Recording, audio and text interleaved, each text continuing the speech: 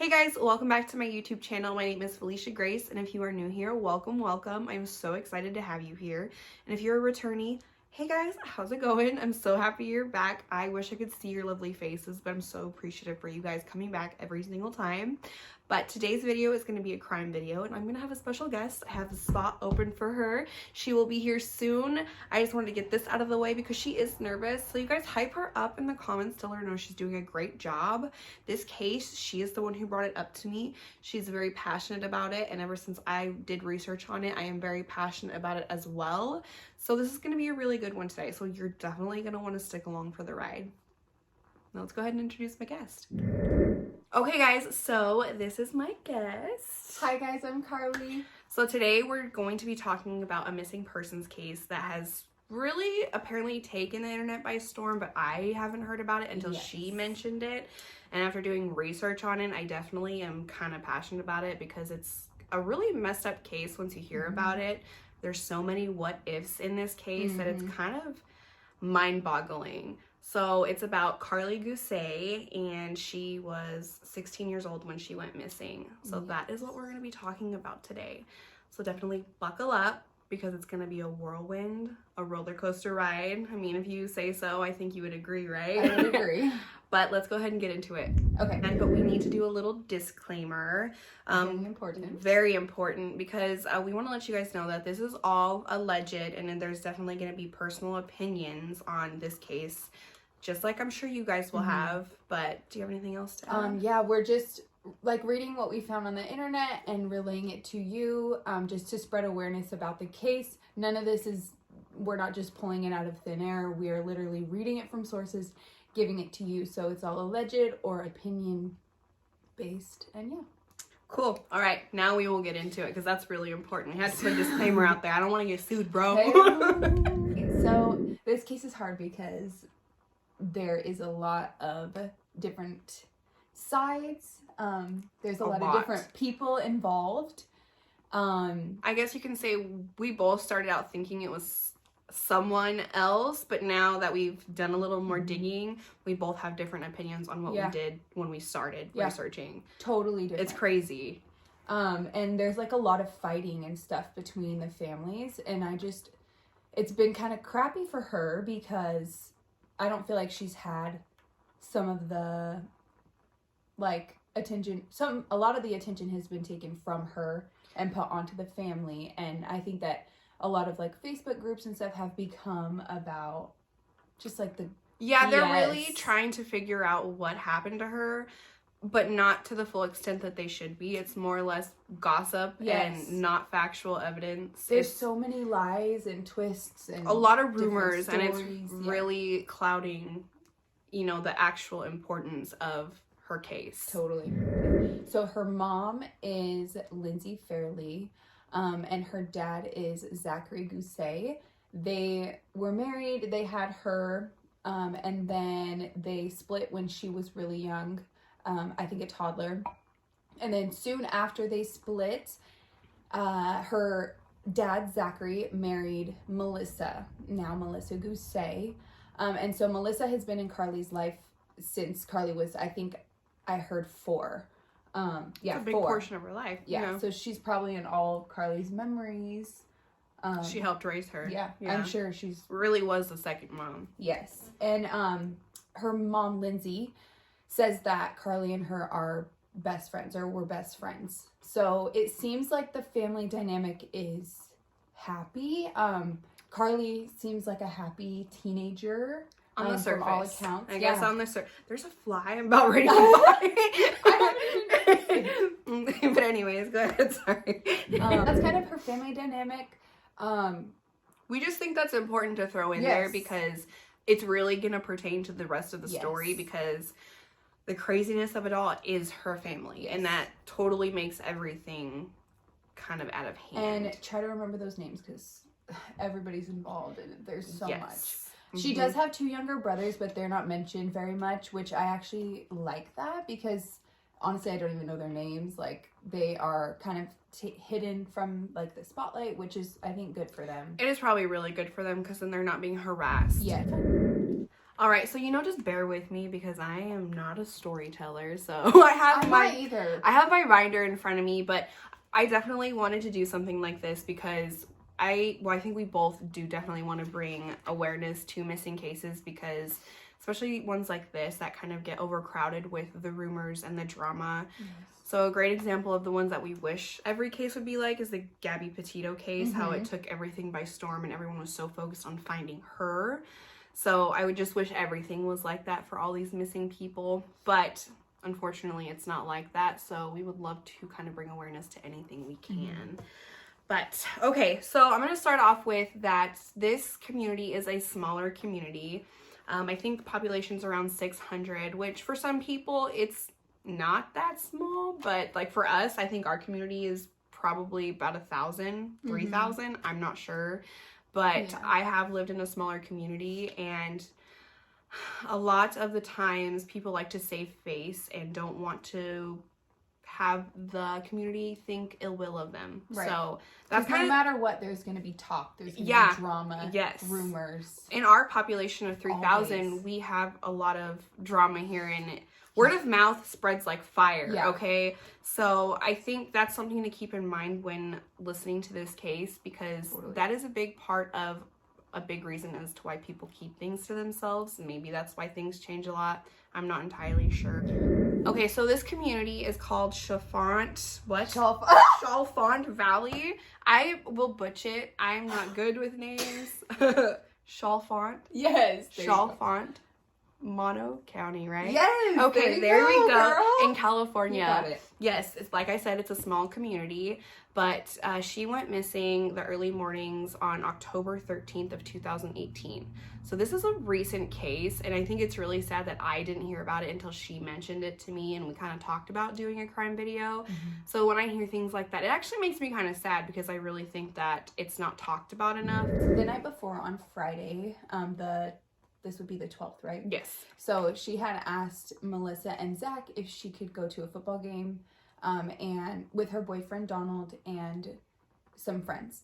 So they said yes, that's fine, whatever. So they went, and they didn't actually end up going to the football game. So there are two different stories from this night. One is from Melissa and one is from Donald, and I just think both of them are worth mentioning. Very important to the rest of the story, because this happens a lot. There's a lot of sides on this. Yes, definitely, and they're different. So story one is Melissa's story. Karlie asked to go to the game. Zach and Melissa stayed home, and Zach had a few beers after work. I hate mentioning that because I don't want to shame anybody for that, but I feel like that comes up later. Like, were you drinking? Does. Yeah, it does. So, they didn't go to the game. They ended up going to a party, which I just said. This was attended by friends and her boyfriend. So, here at the party, she smoked some weed. And then, let's see. So, Melissa called Karlie around 8 p.m. to ask her if she needed a ride home from the game, because at this point, she still thought she was at the game. Karlie said no, she'll get a ride home with Donald. Karlie then called her stepmom back around 8:30 p.m. And admitted to lying. She said she did actually need a ride and to pick her up from the trailer park where the party was. Karlie's demeanor was paranoid on the phone. And Melissa states that on the phone, Karlie said, quote, "Never mind." Melissa says she said something like this. However, this is a direct quote from Melissa. "Never mind, hurry up, I changed my mind. Come get me, I'm booking it down Dixon Lane. Hurry, hurry, I'm scared." Okay, so per this version, the people at the party saw this paranoia, and they apparently stated that she was inconsolable. So this is all Melissa's story. However, Donald's story, this is all according to a Facebook message, and this is alleged. Which is funny, because I seen a couple other things stating that it was a Facebook message, but then I also seen that he was posting a status or commenting on somebody else's stuff. So I think that I either saw the Facebook message or it was a comment on a Facebook post in one of the groups. Okay, that makes a lot of sense. But I remember seeing this back in the day when it was happening. Okay. because I was watching all this real time. It was crazy, you guys. This was so much drama. Okay, so this was apparently like a Facebook post or something. Donald said this in a group of some sort. He says this is actually what happened. This time they were at a mutual friend's house, and it was not a party. It was just a friend. But weed, yes, was also involved. So they had smoked some weed. And Donald said, quote, "Me and Karlie did smoke. It was at my friend's house at 7 p.m., not a party. She got very scared, so we started walking back to my house. Karlie got scared and ran from me and called Melissa. That was the last time I saw her. She got scared of me and started screaming my name and then pushed me away and told me not to come near her and stay away. That was when she called my name and started running. I tried to hold her and calm her down." So no matter what, Karlie's freaking out and like on something. Like, and people, when she was smoking weed before, people noticed a big difference in the way she was acting, because she was acting way more paranoid and would say crazy things. Yeah. She was also thinking somebody was like chasing her or trying to kill her. Track her phone. She really thought someone was tracking her phone. That's kind of how it all started. Yes. Before all of this, I think it was weeks before. Yeah. She had mentioned to somebody that on her phone they thought she was being tracked. Yeah. And they still don't know to this day as to why she thought that. So that could be part of their paranoia. Yeah.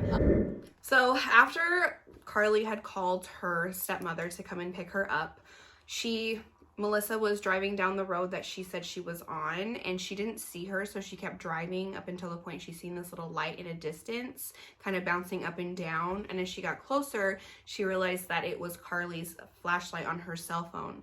And Karlie, as soon as she seen it was Melissa, she dove in the back seat of that car and was definitely frantic, acting really estranged.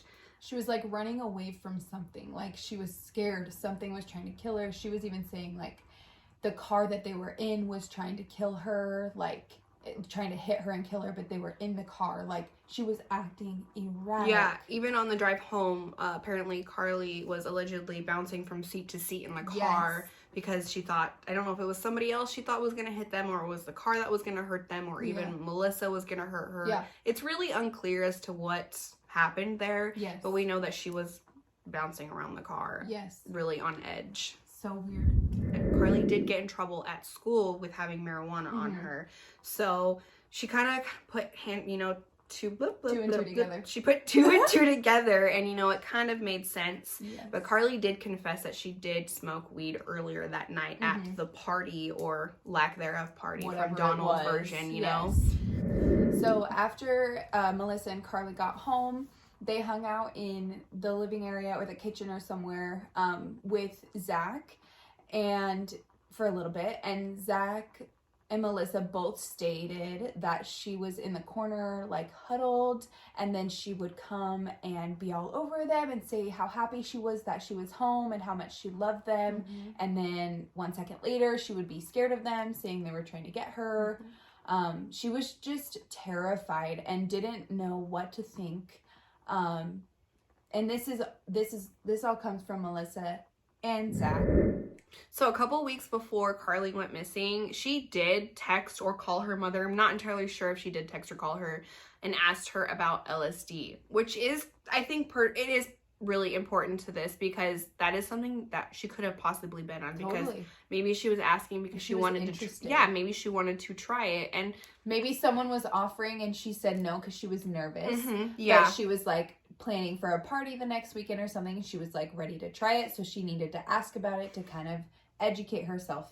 Yeah. Which is understandable. I totally get that, but I just think that was important to kind of throw out there. Well, I'm gonna kind of go along off of that. So I don't know how many other people, if you had your child come home acting like that, would you call the cops? Would you take them to the hospital? I don't know. Everyone reacts differently to different situations, especially since she had previously been on marijuana and stated that she was having paranoia episodes. But from personal experience, I do know that there is cases where marijuana does make you act weird, and it can incline you to have, paranoia or thinking that, you know, you looking out the blinds like someone's out there. It is the thing. It depends on, you know, if you have underlying conditions, if you are smoking a certain strain that's probably too strong for you or isn't meant for your body. I'm not saying that marijuana is a bad thing, but it really depends on your body. Yeah. But with this case, with the way their daughter was acting, would you take her to the hospital? Yeah, like, because I feel like your kids don't huddle in the corner for no reason, scared of something. I would be like, what is wrong? Like, I would think there's something mental going on. You want to make sure your kid very concerned. Yeah, you'd want to make sure your kid is taken care of, because obviously they may have known that she was having paranoid episodes for marijuana before, but they actually witnessed it. Right. They were firsthand. Literally watching it, and they admit this. And I just feel like it's hard to say like what you would do, but for me, I really think I would definitely take my kid to the hospital, because the hospital isn't going to call the cops on you. They're not going to do it, because you're bringing in your child for safety reasons to make sure that they're okay. And they're not going to announce it to the whole county. Like, no. The whole county's not going to find out that you took your daughter to the hospital to get her stomach pumped. Like, or whatever you would do. Depending, honestly. Whatever you would do. It could be anything, you know. Because I don't know, she might have been drinking too. Like, you don't know. That was another scenario I seen. She could have been drinking, and when you mix marijuana and alcohol, it does have a really crazy side effect. So, I don't know, at some point, I don't know if... was it Karlie who brought it up that maybe she had something laced? That's one of the versions I heard, because there's so many different versions of this story out there. To be honest, I don't know where that came from, but I've heard that a lot. And it's kind of common sense. It's a possibility. She was at a party. You don't really know. Whoever's house. Yeah. We know she didn't get it from the dispensary. Like, because they're teenagers. And I think also in that state, it is illegal, right? Okay. At that point. No, 2018. Yeah. No, in California, marijuana was legal. So, I mean, she could have been getting good weed, but she also could be getting it from somebody who is kind of shisty. Right. So, it's kind of interesting, because when she probably got it off the streets. She obviously went to somebody's house, and the person who provided it to her was not, you know, a legal vendor of marijuana. So she did get it illegally, also being underage. You never know what you're going to get on it, and there's so many things that can be laced in marijuana. So that could be a really big possibility as to why she freaked out, because it could be laced with cocaine, LSD, and many other things on the market that I don't know about. So it's so many factors playing into it, but it's just really interesting, because the way she acted, it's almost like she did have an underlying condition. Like, obviously I'm not a doctor, but I have, you know, I've heard a lot about schizophrenia and how it has a negative side effect when you do drugs. For example, one of my customers is a schizophrenic, and he does heroin, and he has really crazy episodes, and in the parking lot he will start talking to the wall. He'll be in the middle of the road screaming at people. He's come in telling me people are chasing him when nobody's even around him. So it's things like that kind of make you wonder, like, maybe did she have an underlying condition leading up to this? Because I guess if she was having paranoia episodes before, I would highly doubt that every single time she smoked it would be laced. I know, yeah. That's just from my personal perspective, though, right? Because the chances are very slim. Well, she was acting crazy still. So Melissa tried to sober her up with some food. She decided on a power bar and a salad. What choices? I would give somebody bread. I just invite that, like, you need bread in your system. You need carbs, okay? Not healthy food. Like, a salad? I don't know. And, like, and even when Karlie was eating it, she called it the devil's food. Yeah. So she was just, like, experiencing all kinds of, like, honestly, demonic paranoia. It was really evil, sinister type of things that she was having paranoia with. Which makes me feel like she was tripping. Yeah, for real. Like, genuinely. Yeah. Karlie and Melissa all night after she ate and stuff, which she didn't really eat, but after she tried to feed her, they hung out all night, and they painted their nails, watched a movie, they colored. What else did they do? They read the Bible. Karlie was really, like, begging her. Yeah, she was really adamant on painting their nails, doing all kinds of weird things, like it's not out of the ordinary for her to ask for these things, but the way she was asking for them, like, Yes. one after the other. Yeah. But she was really pushing on reading the Bible. Pushing on that. Yeah. One point in the night, Melissa did decide to whip out her phone and start recording Karlie, basically to show her the next day as to how she was acting and how scary she gets when she is on something. Yes. It wasn't like a video. It was just like, it was her video setting, but it was in her pocket. So you couldn't see Karlie in it, but I just feel like I think it was more or less for the audio, I think, right? Yeah. Okay. Yeah. And then Karlie was kind of seeming like she was ready for bed, so Melissa had asked her if she wanted to go to bed. And I think Karlie said no, yeah. if I remember right. I think she did say no. She wasn't ready. And then at some point, Karlie asked Melissa if she would sleep with her. Yeah. And Melissa said, yeah, sure, no problem. Like, she didn't find it a big deal. And it probably kind of gave her some peace of mind to be next to her, which I would think, right? So I guess they did end up going to bed that night, and Melissa slept with her. But this is where it kind of gets a little shaky, really janky. Yeah. There's a couple sides of the stories here. Like, she switches her stories. Yes. So I'll let you go ahead and tell that part. Okay. So to this day, Melissa says that through the night, she was dozing off and kind of waking up. And during this time, Karlie was there the whole time, just awake, I guess. It's not really known what she was necessarily doing. Yeah, because I think at some point, like, she was just staring. Yes, and Melissa had said that she was just... I'm sorry, that would freak me out. I would... It's like, imagine you're waking up in the middle of the night and your kid's, like, hovering over you, staring at you. No. Yeah. So she was, I guess, she was next to Karlie all night. And this is what Melissa says to this day. She was next to Karlie all night. Melissa last remembers being awake at 5:38 a.m., which makes me think she, like, looked at her phone and just remembered that time, 5:38. I've been there. There is a lot of debates about that, too, about how she remembered that specific time. And we did have our own little debate about it, because I'm like, I think that is weird. Remembering a specific time like that is very interesting, but she did bring up the fact that if you're already struggling to sleep, you might be on your phone, and you are going to remember a specific time like that. Yeah. And it is true. Yeah. So last she remembers is being awake at 5:38, and Karlie was awake and alive and in the bed at this time, allegedly.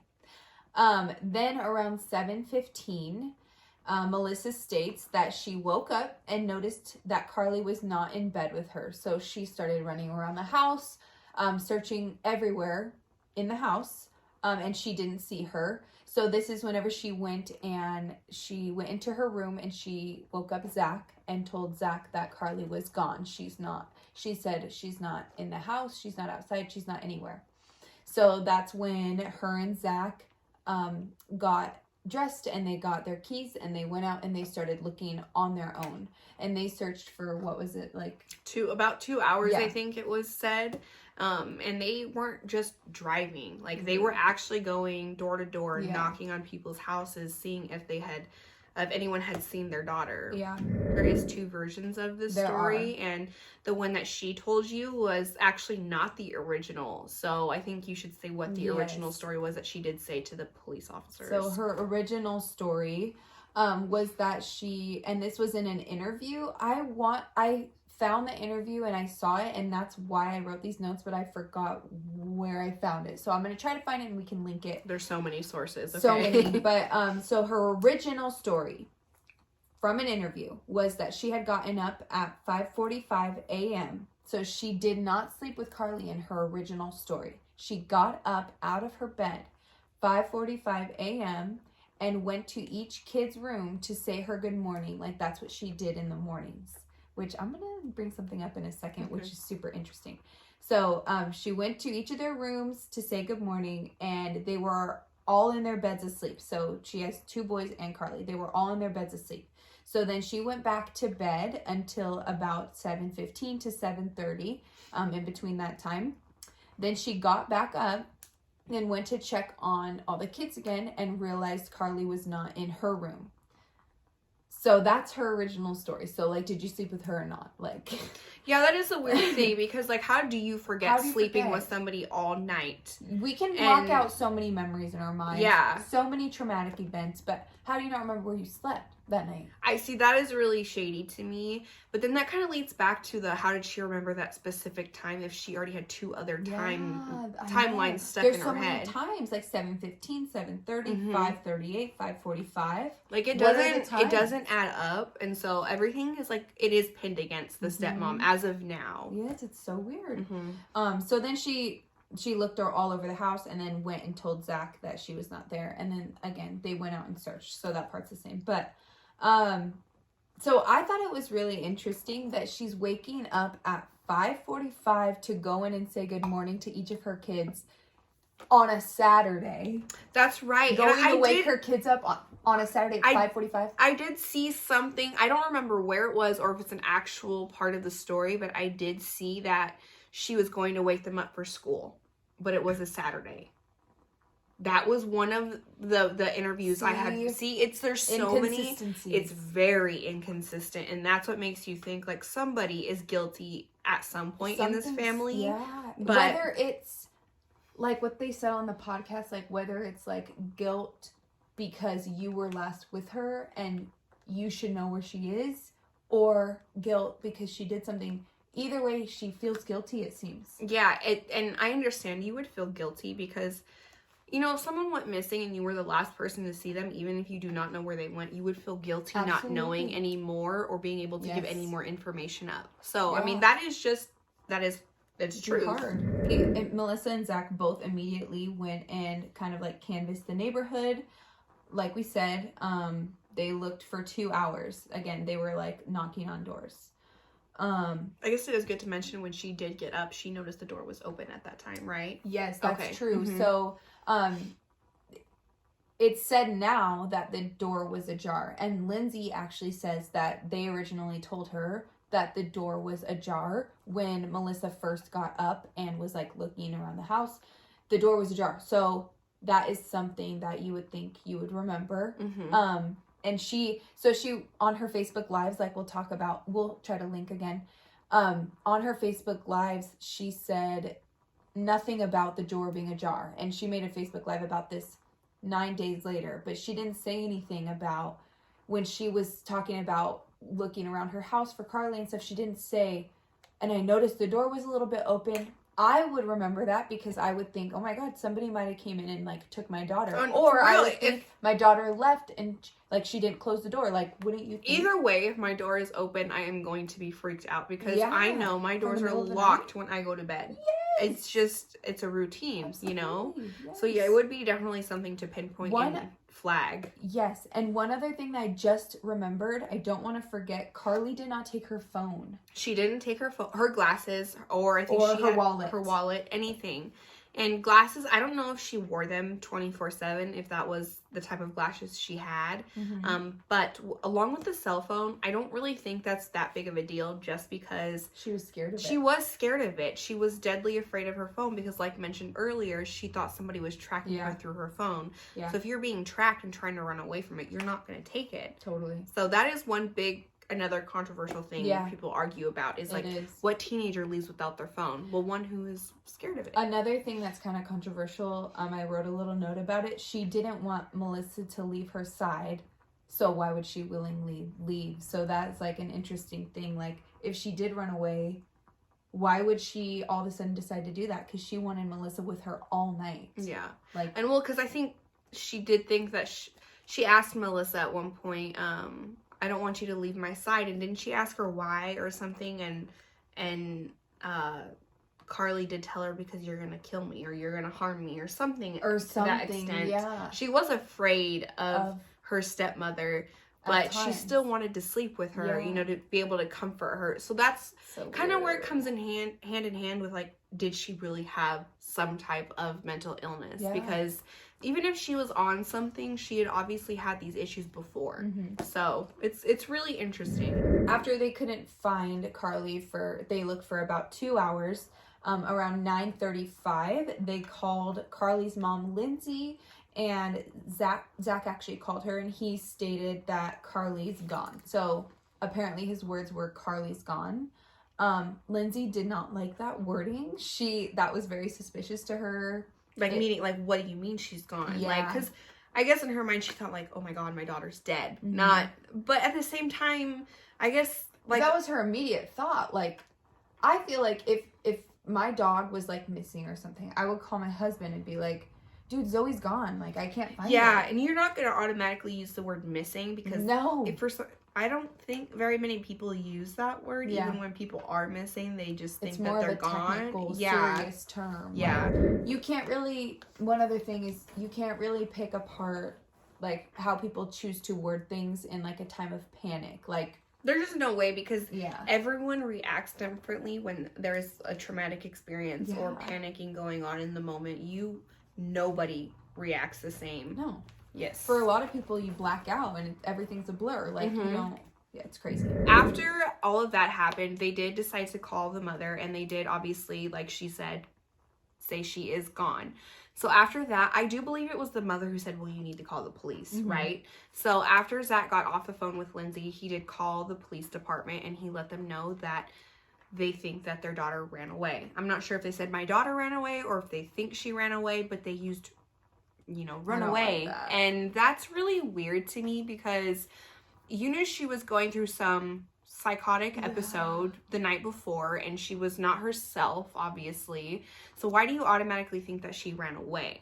And, like, why are you, like, putting that into the police's minds? Like, I feel like anybody really knows that if something's, like, really urgent, you're going to tell the police, she's missing, I don't know what happened to her, I think someone took her. Like, that's the first thing I would think is, like, find my daughter, someone has her. It really depends on the case, though, because I personally think if I were to call 911 and my daughter or my child was missing, I would definitely want to let them know, like, my child is not in their home where they're supposed to be, and we have no idea where they are at, and the night before we were having some issues, and you would need to explain to them what was happening. And obviously, we don't know what they said to the police word for word. Right, but do not say my daughter ran away. They're not going to take it seriously. No, because then they're going to think it's just a typical 16-year-old teenager at their boyfriend's house. Yeah, you need to really express to them that the night before there was a lot of issues. Yeah. And that is really important to the police. They need to know everything. So after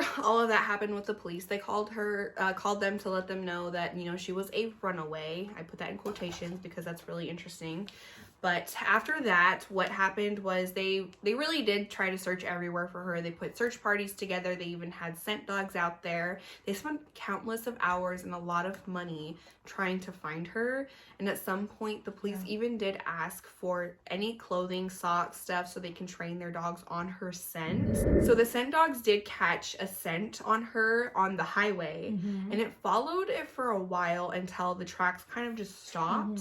But there's a lot of scenarios leading up to that point, thinking maybe she got picked up by a trucker, that she fell off into a ravine and she wasn't able to get out. Which we'll talk about. We'll get more into that later, but that kind of comes along with the theories because there is a lot of theories with this. So many different things that could have happened. A lot. But they really did try. They spent countless of hours on that. But, I guess it is worth mentioning that Lindsay, which is the biological mother, was not there to help with any of this. Which is really interesting to me. I mean, I do understand that she was all the way in Nevada. Well, no, was she home at this point? She came back. Like, as soon as she found out, she got on a plane, or I don't remember what she said, but she came, and Melissa and Zach allegedly have said that she didn't go out and search with them, but she was there. But she did not participate in searches. Maybe she was really dead set on the fact that her daughter was not alive. Right, yeah. And that's what she said. She said she's thought that all along. That... Well, it's kind of like mother's intuition. When you know. And I believe in that full-heartedly, that when you are a mother, you feel something. Totally. You do. Yes. So maybe she knows something that we don't. I know. It's really sad, but... And even if not, her not going out and searching, maybe she was frozen because she was so in shock. Like, because that was her baby, you know? Maybe she didn't know how to go on. Like, I can't say that I would know how. Like, how do you just I don't know. It's so hard to say. But what at the you same would do. time, I would want to be out there trying You to would find... do everything. Yes. Yes. But, like, I guess a good example is, like, my mom, when she is in a state of panic, she just freaks out and shuts down. Okay. So it's hard to get her to do anything. Interesting. So, like, and, you know, I can understand as to why maybe Lindsay's mom wasn't able to pull herself together to get out there, because maybe she was an emotional wreck at that point. Totally. You know? So I know that there was a lot of backlash on that, yeah, though. there was. But I think people only see a one-sided story when it comes to that. Mm-hmm. Well, we can kind of get into, like, the witnesses now. There were 3 witnesses, 2 of which knew Karlie personally. I don't know if it's from living in the town, or one was a teacher, so maybe they had been Karlie's teacher previously or something, but I do know that 2 of them knew Karlie personally. So remember, small community. Yes. So that's a big thing. When I see people walking on the street here, and we even have a bigger community than she did, when I see people walking on the street here, I usually recognize them. 9 times out of 10, yes. And when I don't recognize them, like, oh, you're new. Yeah, you're new to the town. Mm-hmm. Yeah. So these people knew Karlie, and it seems like their statements are credible. So the first witness said he saw Karlie that morning. She was wearing a white t-shirt and sweatpants, and she was holding a piece of paper. He specifically remembers what she was wearing because it was a cold morning and she was in a t-shirt. So, and I remember he said, you think to yourself, you see a kid out there. Yeah, you're like, that early in the morning walking without, a sweatshirt. Yeah. It's kind of a big deal, and it was October. You would make note. Yes, for sure. Mm-hmm. And I will pinpoint, though, that, even though it is October in California, the desert does get cold. Yeah, it does. Mm-hmm. At night, really cold. Because we're in a desert area, so. He, actually, not long after that, he got a knock on the door, and it was Melissa, because like we said, they were going door to door. So not long after he saw her, he did get a knock on his door. I think it was like an hour. Yeah, and it was Melissa asking if he had seen her. And he gave her the statement that we just said. This witness did offer to go drive in the direction that he saw her walking, but he wasn't able to find her. But which is going above and beyond, So that is a really big deal. So the second witness did see her in a t-shirt, and she was also holding that paper, but she was looking up in the sky, which is a little bit different from what the previous witness seen. But we're going to go on to the third witness. The third witness did see that she was walking on Highway 6, right? Mm-hmm. And she was standing on the other side of a barbed wire fence, just standing there, like really eerily. Yeah. But something to kind of backtrack on is the best thing for police officers to get for information is to have stories kind of all the same, right? Kind of collide together. Yeah. So the first witness and the second witness both seen her with that piece of paper, which is really important because they're obviously 2 separate witnesses and they have nothing to do with each other, and they said basically the same thing. So that's really important to them because they know that, okay, there obviously was a girl out there with a piece of paper this early in the morning with no jacket on in the cold time of the hours. And what is she doing out this early in the morning on a Saturday? And the other thing is, I don't think I've mentioned this yet. Mike's working outside. If you hear some banging, my man's outside working. I can't help that. 2 of the witnesses knew Karlie, like, personally. We know this just from being in Zilla. You see people walking on the street in a small town and you know them. And if you don't recognize them or know them, you're new here. Yeah, like, you know that they haven't been part of this community for a long time. Yes. So it's gonna stand out at some point. You're gonna know your neighbor or your neighbor's neighbor. Yeah. So the first and second witness, they did know her. One was a teacher and one probably was they just knew her probably from the community. The third one he was a wooder passing through. So it's super interesting that he even had the same description of her too, because he didn't even know her. So there's no way he could have got together with those 2 people to like make something up. Which I'm wondering how they even found that witness. Maybe when they started posting about it, he's seen, maybe I should give him this information. Yeah, because he probably noticed it was a cold morning and she was outside, a young girl. Out on the highway. On the highway on the other side of a barbed wire fence, probably being creepy. Which at this point, it had to have been like 8:30 or something in the morning. I'm just guessing because I don't know how far the highway was from their little community, but... Well, no, because She went missing anywhere from like 5:45 to 7:30. Oh, that's right. So we really don't know what time so she was out there. In that time. It's just Melissa found she was missing around 7:30. Around 7:30. Okay, so we are gonna backtrack just a little bit about what she was wearing, because it is really important to everything.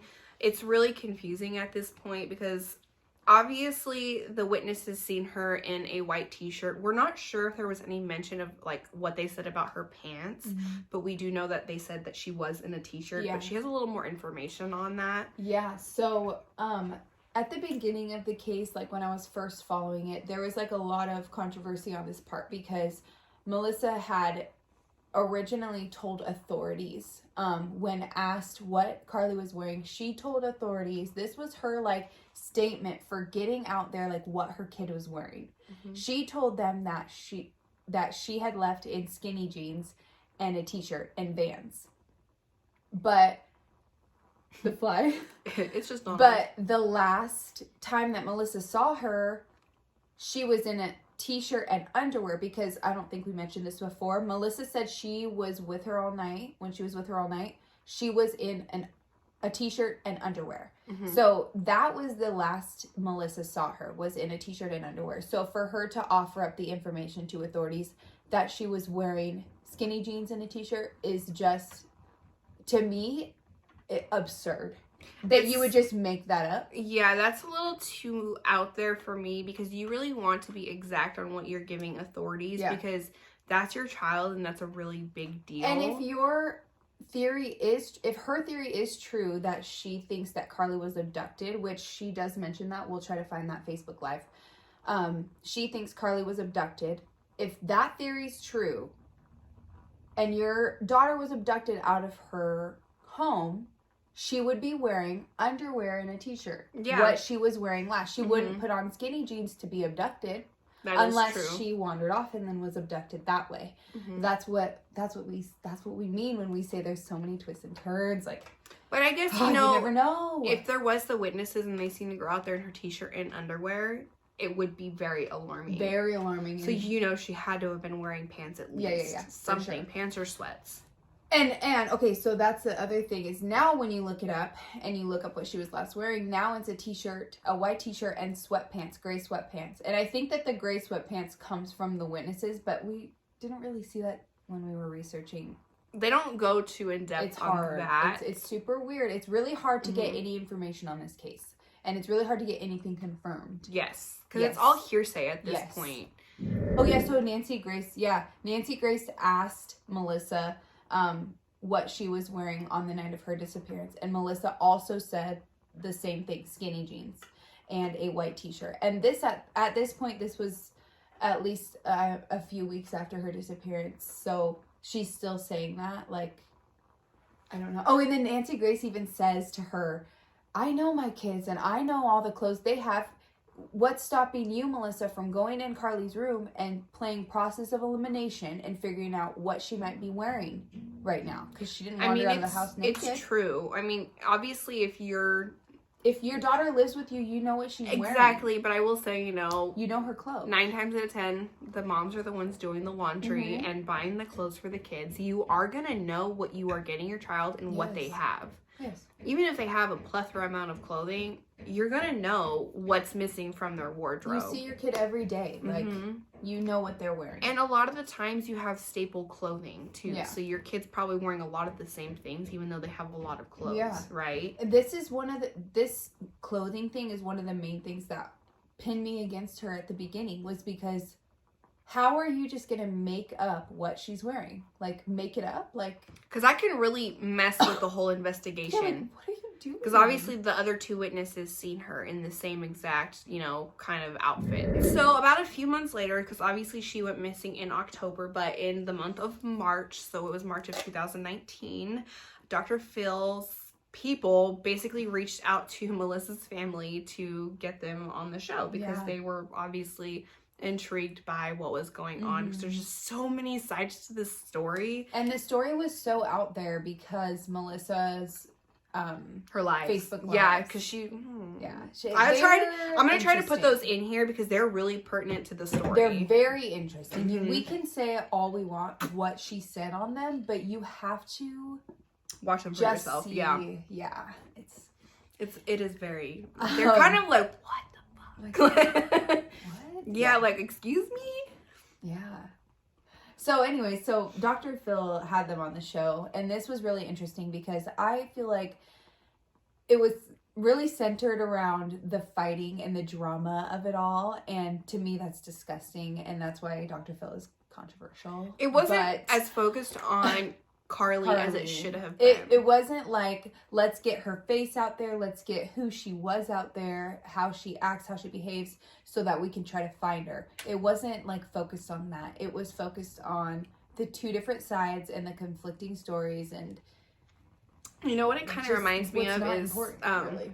Obviously I'm going to bring this case up again, is like the Gabby Petito case, and how Dog the Bounty Hunter is kind of in on it, trying to find Brian Laundrie, and it's definitely just for the face of everything. It's just for advertisement, and that's kind of what I feel about the Dr. Phil thing. Yes. Right? And I've heard a lot of stuff about Dr. Phil, can we just talk about Bad Baby for a second? Excuse me, Danielle Bergoli. Okay, I'm sorry. We'll get back to this. How about that? Okay, I'm sorry. We're serious normally. Not really, most of the time. But hey, okay. This is a serious situation. This is serious. Karlie's like a real girl, and she's out there, you guys. She's literally out there. Nobody knows where she is. It's really sad. Like, we're hoping she's alive, and maybe she is. Like, honestly, I really hope that she has some mental illness and she still is out there alive, not knowing even who she is or what she's doing with her life. God, yes. That would be horrible, but at least she is alive. But at this point, we don't even know if she is or if she's not. And that's the crazy thing about this case. Continue on with the Dr. Phil part of it. I think we kind of need to trail off on the different sides of the stories that both parents have. Like, Melissa and Zach have their side of the story, and then Lindsay has her own side of the story. So I'll kind of let you tell like Zach and Melissa's side. Yeah, so their side is just that they, she went to the party. They were telling Dr. Phil that she was paranoid, that she was acting erratic, that they told him that they gave her the salad, that she spit it out and called it the devil's lettuce, and she was just acting just crazy. They talked about the recordings, which we'll talk about in a second. And Dr. Phil kind of gave his input on that. In the recordings, they state one thing specifically, which we'll talk about in a second again.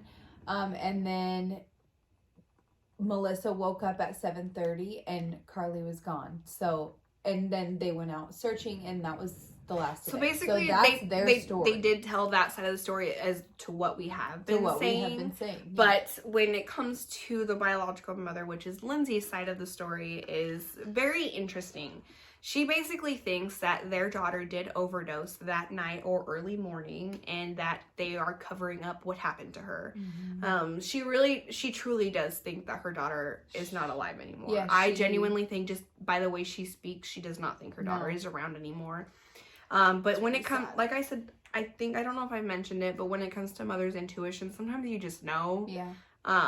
But like I said, she's also she's like made up a lot of stuff. It is true. Like, I would like to know the backstory of the parents and as to why they did separate, because it might explain a lot to the case as well. Yeah.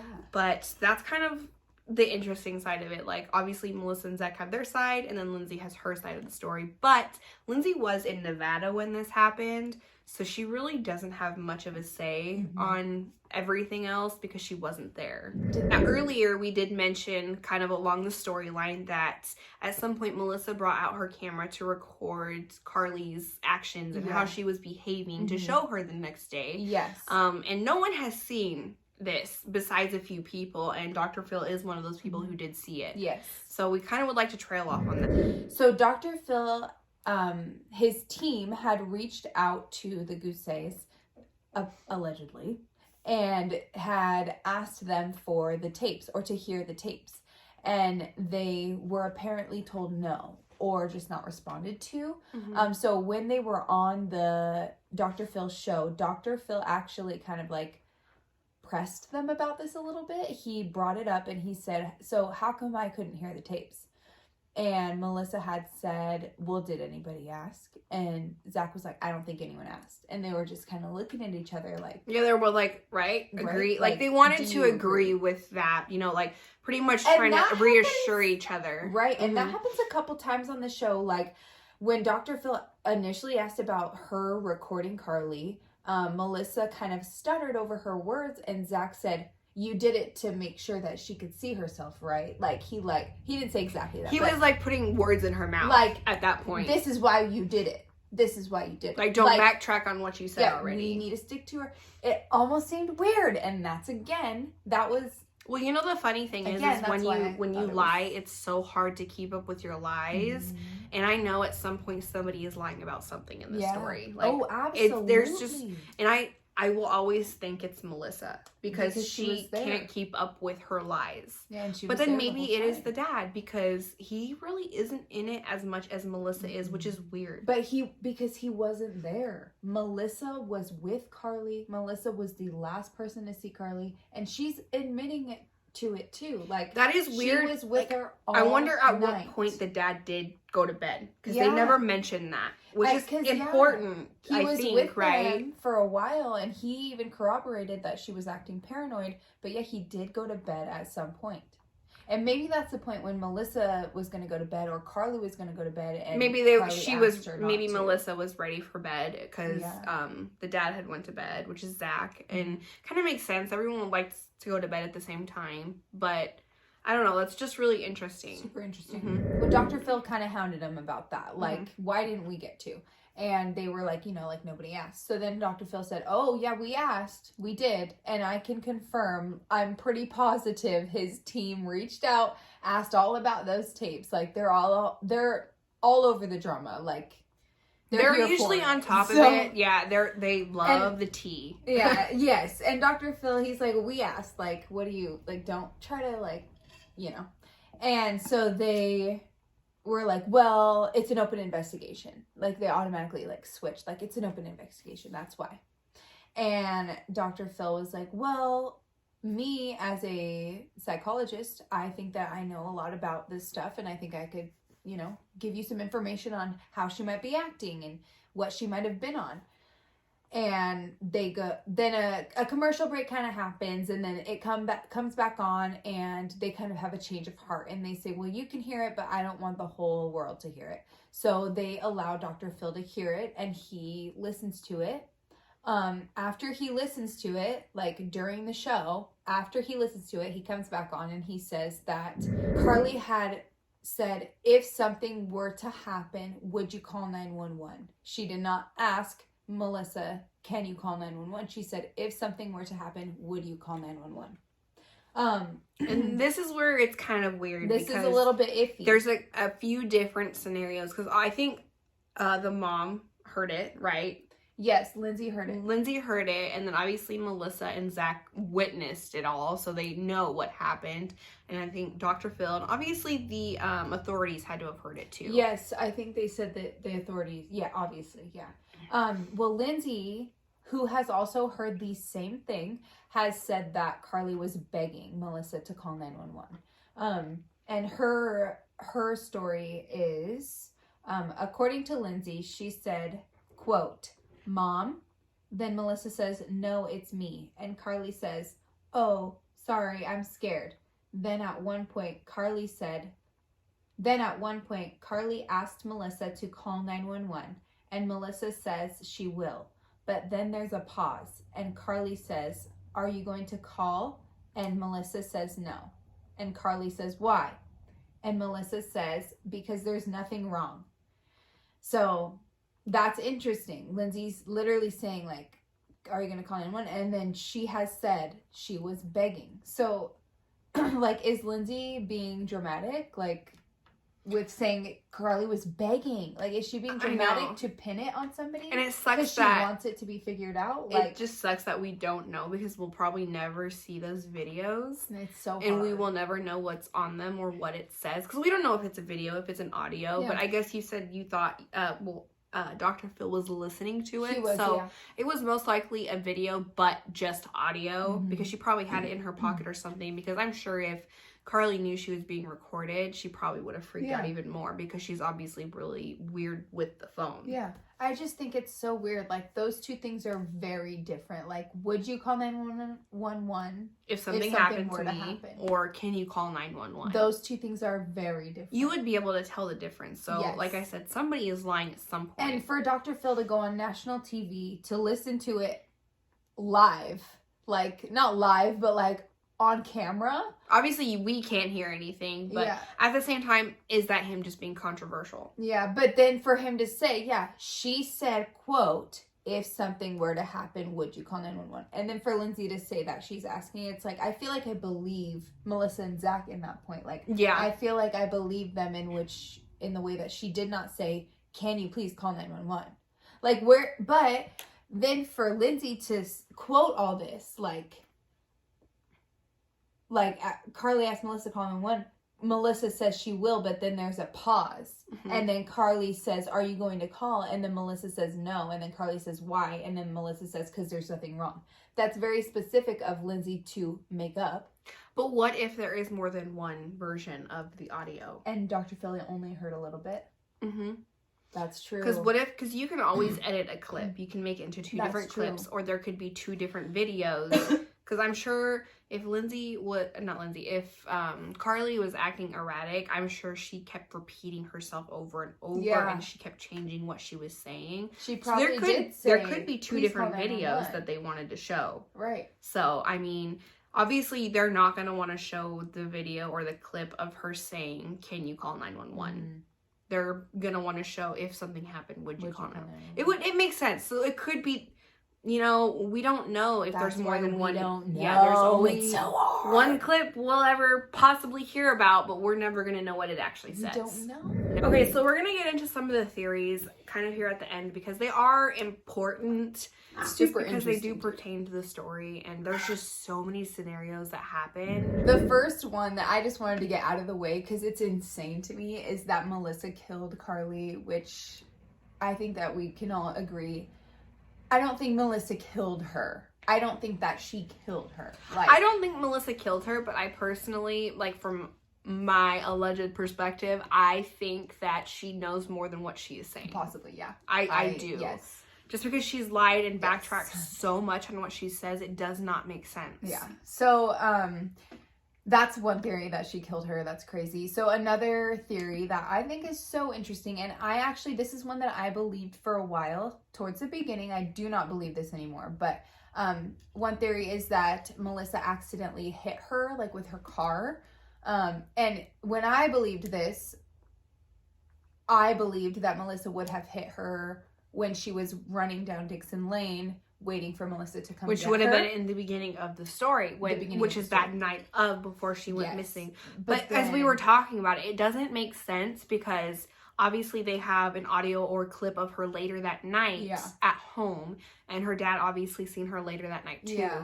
So it doesn't make sense. But then another scenario we had was, if she hit her with the car, was it when they went and looked for her? Yeah. Because they went off road. Mm-hmm. She completely kind of thrashed her car, I think, from what I heard. And she said she went over boulders and stuff. Yes. In her Corolla. Yeah. Oh, okay. I was saying Nissan Sentra or something Corolla. Like that, but it was a little car. Yeah, and she got her car, detailed a couple days after Karlie. Yes. And that's interesting. And why is that a priority after, that's going to be the last thing on my mind. I don't care if my car is dirty or messy.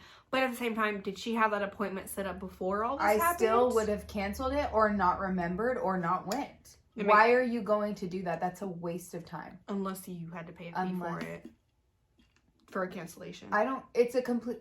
Depending. I don't feel like... But you never know, because if they're already spending so much money on the case, maybe they don't have the funds to be able to cancel the appointment. But then you still have to pay that certain amount of fee. But I feel like the detailer would understand why you would be canceling. Right. Yes. But that is another theory. But what is another one? So another theory is that Karlie overdosed and they covered it up. So that comes along with the mom, right? Yes. Lindsay is the one who kind of thought that she might have overdosed. Yes, and it's possible.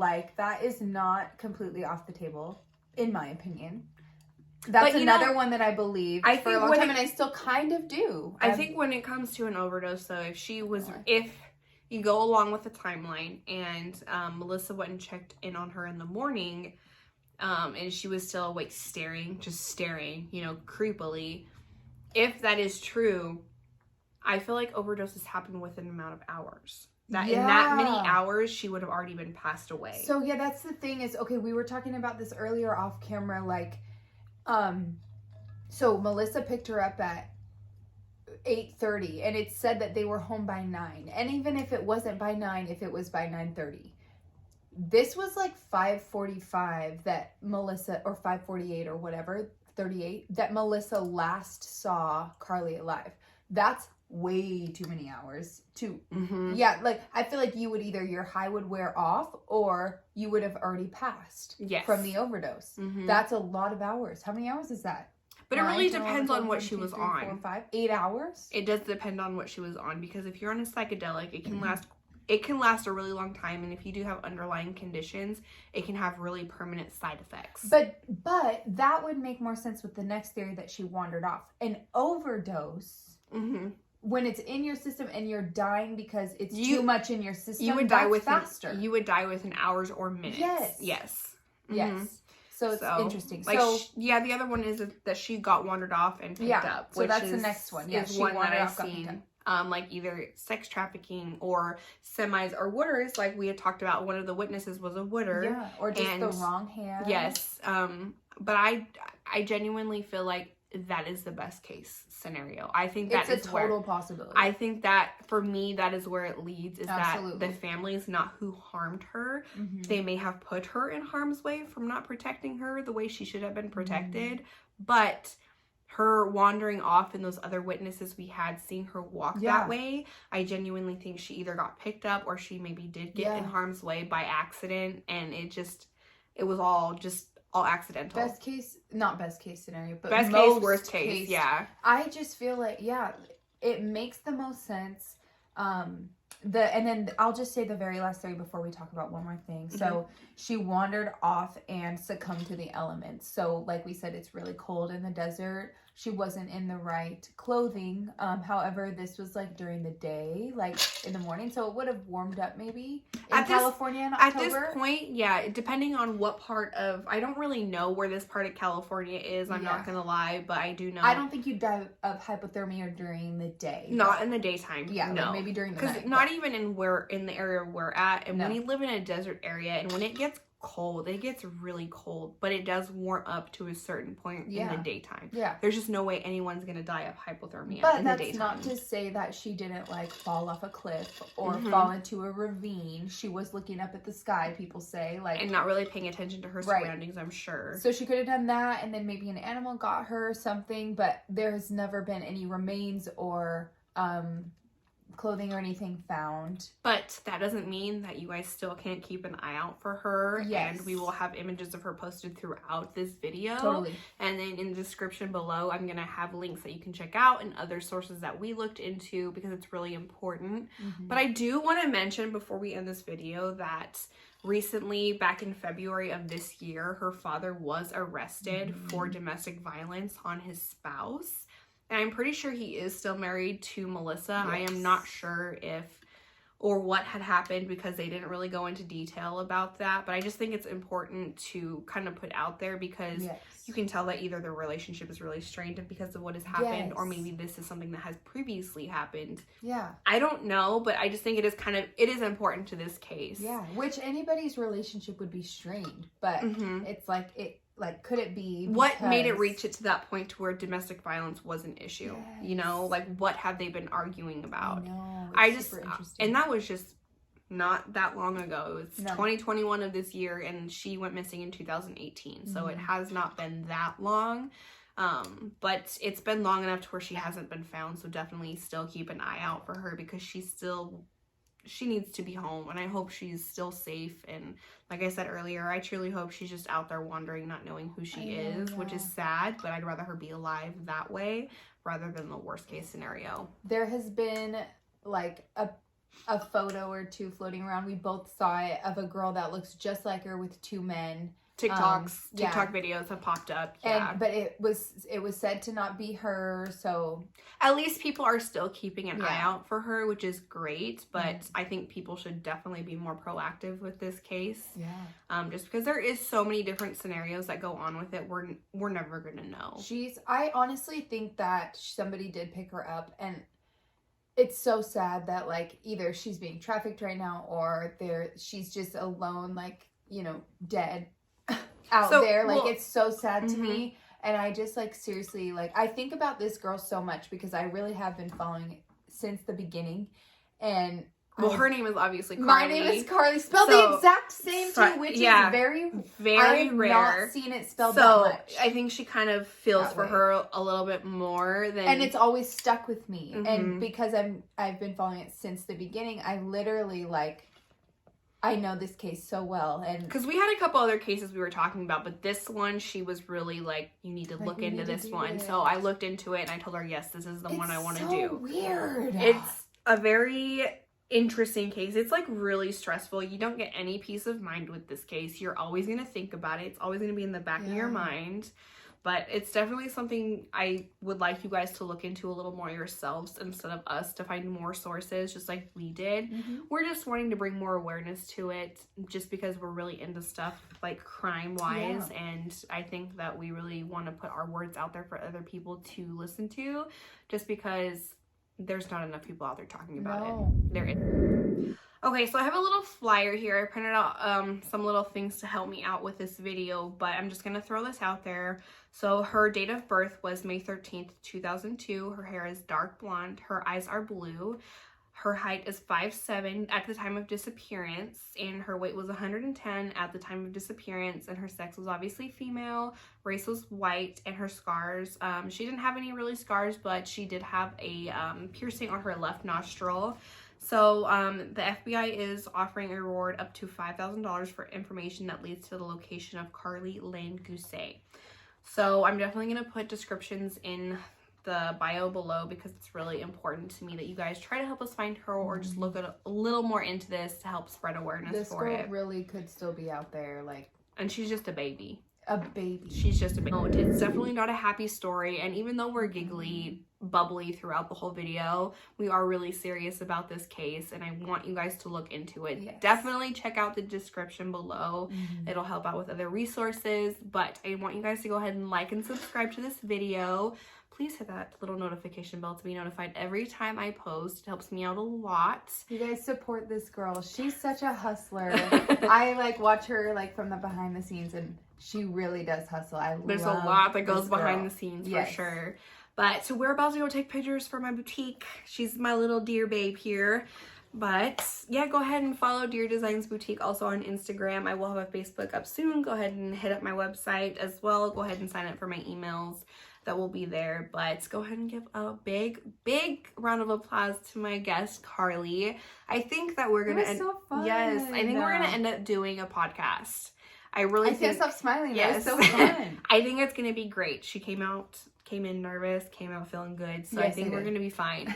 But if you guys would be interested in a podcast, definitely comment below and let me know because I'm pretty sure it's gonna end up happening. Totally. Hopefully the work week hasn't been too bad, but I'm not sure. But have a great day, and guess what? Happy Halloween! Yay! Bye! Bye!